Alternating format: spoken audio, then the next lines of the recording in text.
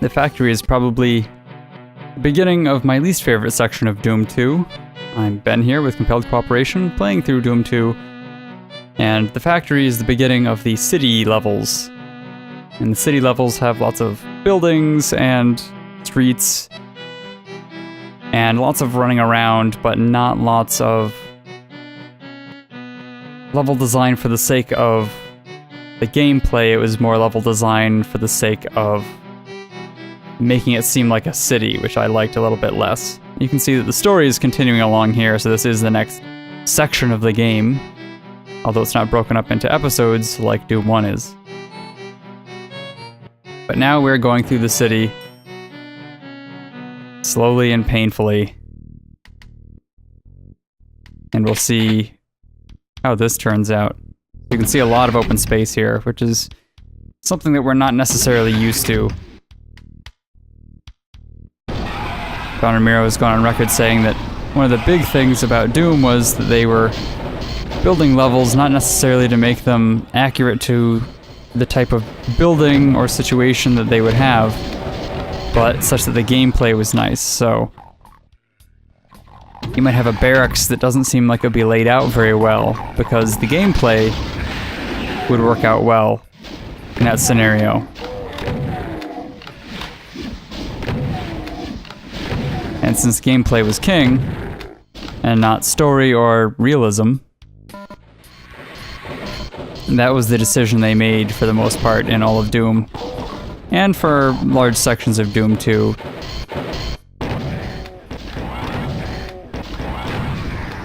I suppose it is nice to have a little bit of a break from the other styles of levels. I, however, as I said before, don't like these ones as much. I think when I was younger and I played them, I liked it just because the open space allowed for a lot of fast movement around, and it was kind of fun to approach these guys from a distance. Interspersed with lots of fighting in these smaller rooms, but now that I've had a chance to play through lots more Doom levels and lots more video games in general and kind of think about it theoretically, I like it a little bit less. That is not to say it's not fun. Doom is still very fun in all of its forms. I don't know if I have a favorite level. I don't know as I've given any of them enough thought. But Doom 2 is definitely nice with the enemy diversity. I think that we have been introduced to all of the enemies by this point. MAP7 is what introduced us to the Mancubus and the Arachnotron, and Tricks and Traps introduced us to the Pain Elemental. And I'll go ahead and grab a little secret thing over here. And most recently in the last level, we were introduced to the Archvile. Oh, and the Revenant was also introduced in the Crusher.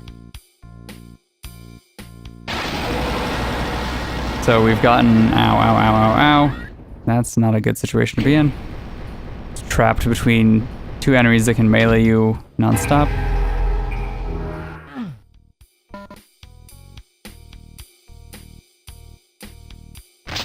And I guess technically the Hell Knight counts as a different enemy, even though he's essentially just a slightly powered down version of the Baron of Hell. But we have encountered them all so far. And to my knowledge, based on the best of my memory, I think that we have encountered everybody that we're encountering, so now we start shifting into the how can we vary the placement of these enemies in new and novel ways to make it challenging and exciting and fun, and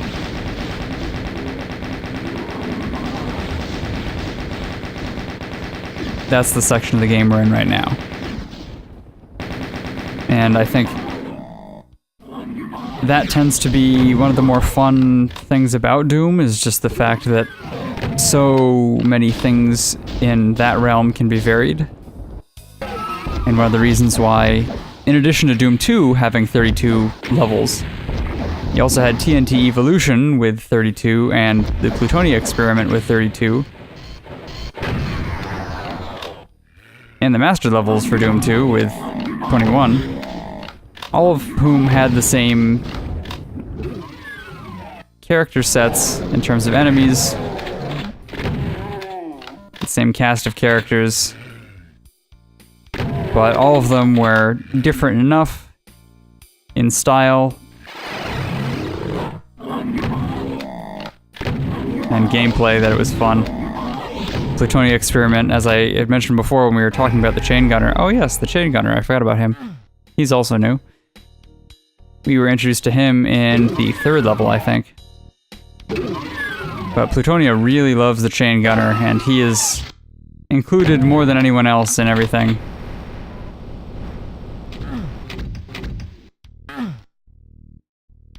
And there was a switch back here. There we go. I forget exactly what that opens, but it's usually good to open things.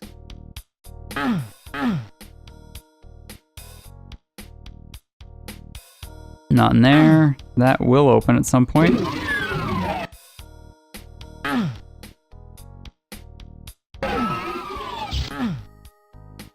As I've said before, I haven't delved too much into fan-made WADs because there are hundreds and thousands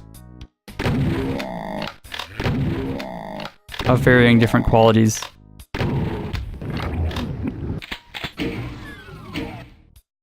If you wanted to, you could play a new Doom level every day for the rest of your life, even if you lived a very long time, so I haven't bothered trying to do that, and right now I'm just worried about playing through all of the official levels again. As of the time of this recording, I have not yet played through all of Doom 3. I also haven't played through all of Doom 2016, and by all of I mean at all. I have played some of Doom 3, I've played like the first hour of it 2 or 3 times, but then I always get distracted with something else and it ends up not being something I follow through on, because the gameplay is not the same at all as this. And I obviously like this kind of stuff a lot more.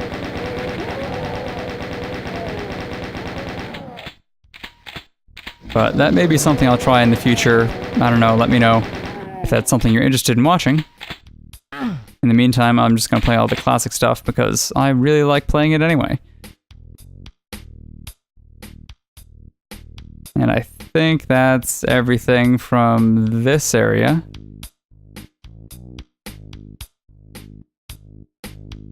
You can see the level is very rectangular. I need to remember how to get out.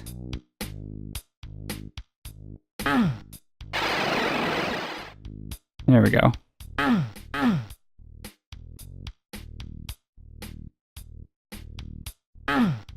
This time I'm gonna grab the health and then get out. And find somewhere I have not yet been. I have not been here. Take these guys out slowly and steadily. Up close, they can do a lot of damage. And replenish the shotgun shells.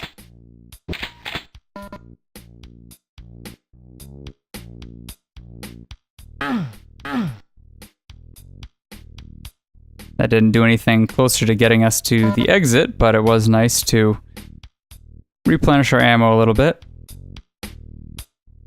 And get up on the higher plane of existence here and move around. You can see that we've explored many of these things, and I just need to find wherever it is that we have not yet explored.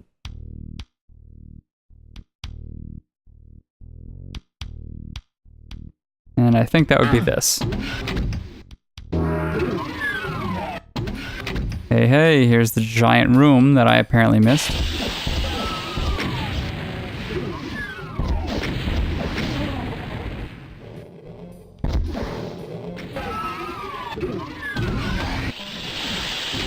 And I can go ahead and try and take these guys all out. They all take a few hits.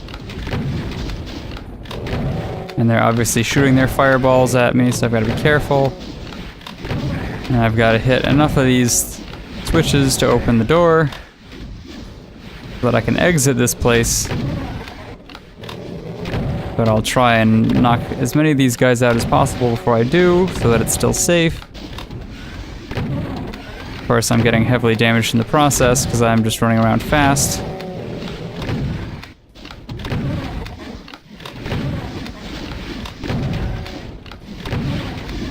Gotta be careful here. I've seen actual speedruns end on this room because people were rushing in trying to hit these switches.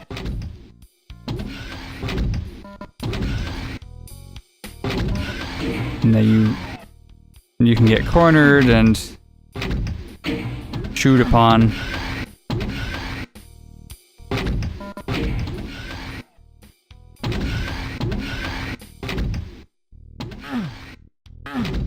You can also forget which ones you've hit so far.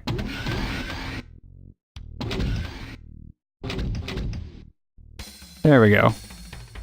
I think you need the red key if you want to exit out, but if you don't want to exit out, you're fine. And I obviously got everything, so I have no more need for anything else in this level.